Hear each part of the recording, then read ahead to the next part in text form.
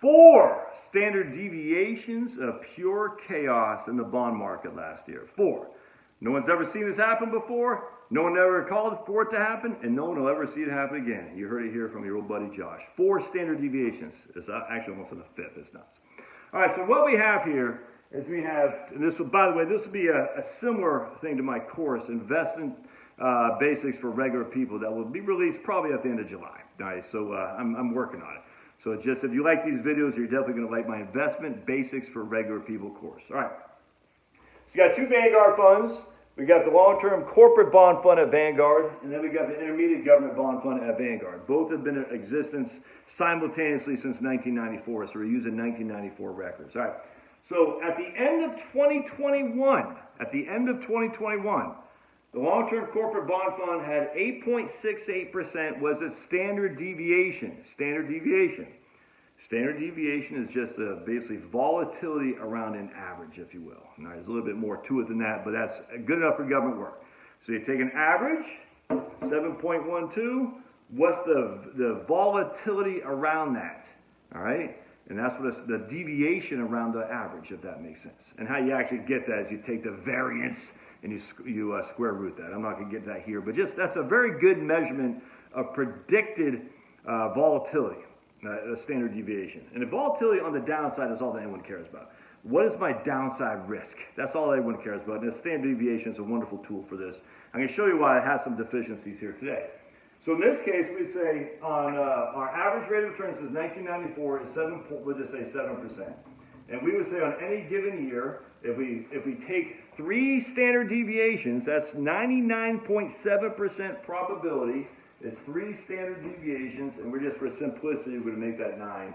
So what we do is we take 9 times 3 equals 27. 9 times 3 equals 27. So we would say our rate of return would be plus or minus 27, 7 plus or minus 27, right? Because we average 7% rate of return. So we would expect within 99.7% of the time, our portfolio would give us no more than 34% on the up and no worse than a negative 20% on the down. All right, so just keep that in mind with a standard deviation. No one cares about this, they just care about this. What is our downside risk? And I would have told you in 2021 that your downside risk for this portfolio is on any given year, you could be down 20%, a fifth of your capital. Would you be okay with that? In turn, you would have averaged 7% a year. That's what you would average. So we'd say you'd average 7% a year, but on some years you'd be down 20%, potentially with a 99.7% probability. Are you okay with that? And you say, yeah, okay. And I say, yeah, I'm pretty comfortable with that. All right, let's keep going. That's 99.7% of the time within these metrics right here. And these net metrics are based on what has previously happened from 1994 up until 2021. We're taking, well, that's almost 30 years of a track record. We're saying our 30 years, this is what our average rate of return has been, and this is what the volatility has been. All right?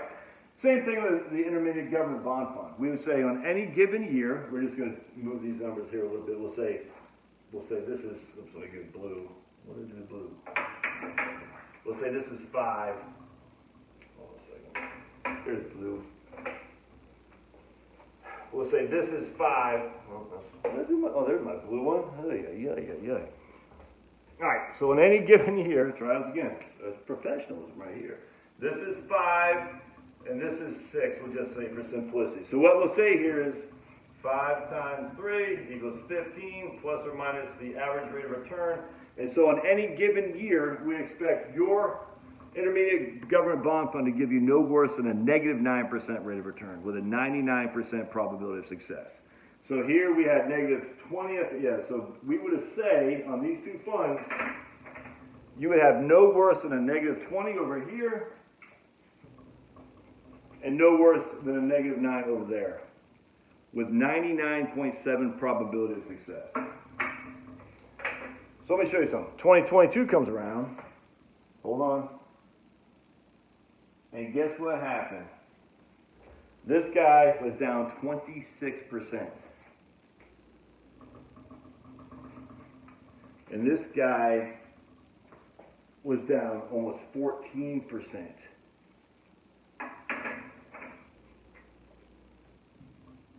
2022 came around and everything changed.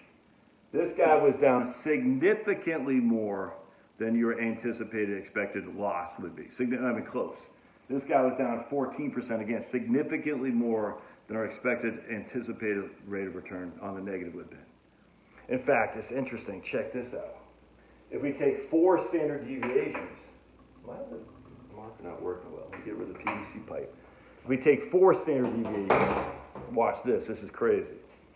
So here we got a 5% standard deviation for simplicity and a 6% rate of return. We times that by 4, that equals 20.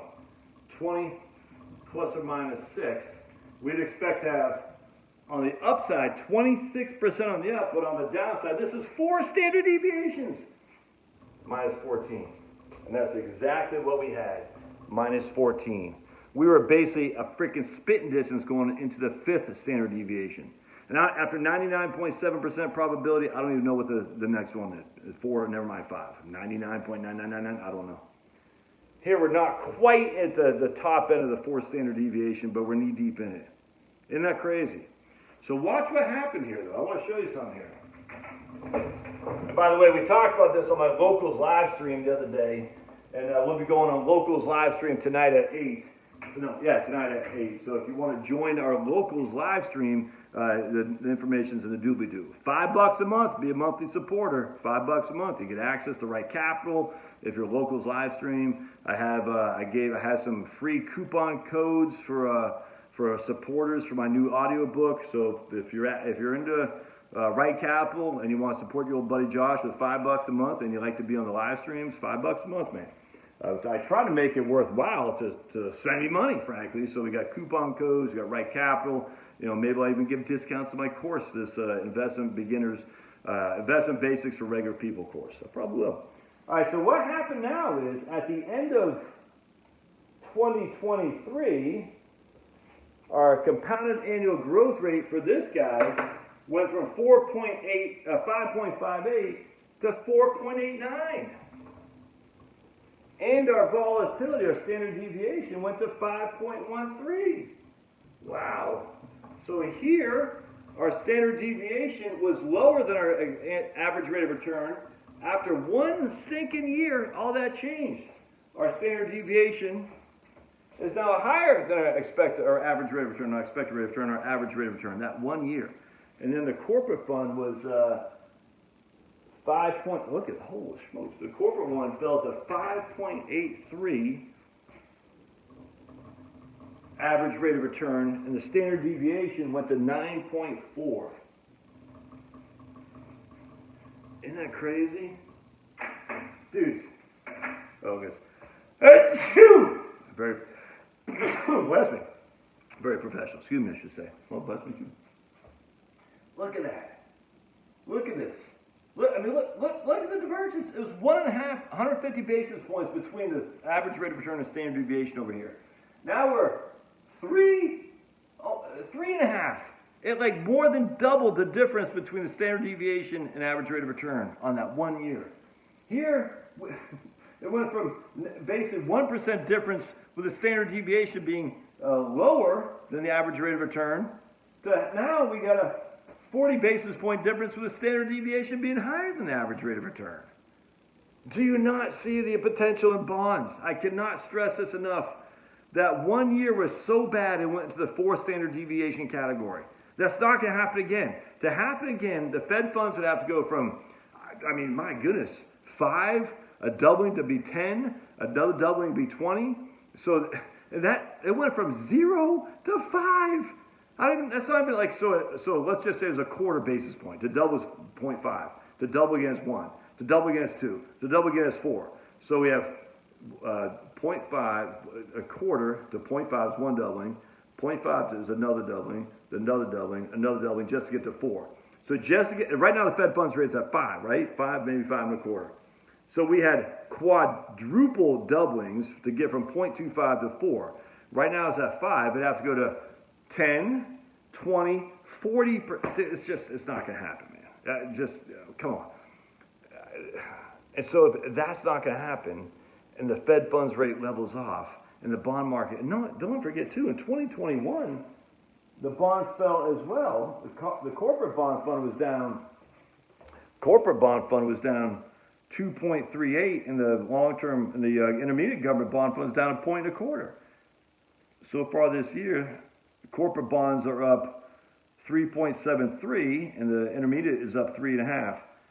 Just look at this. Just look at that.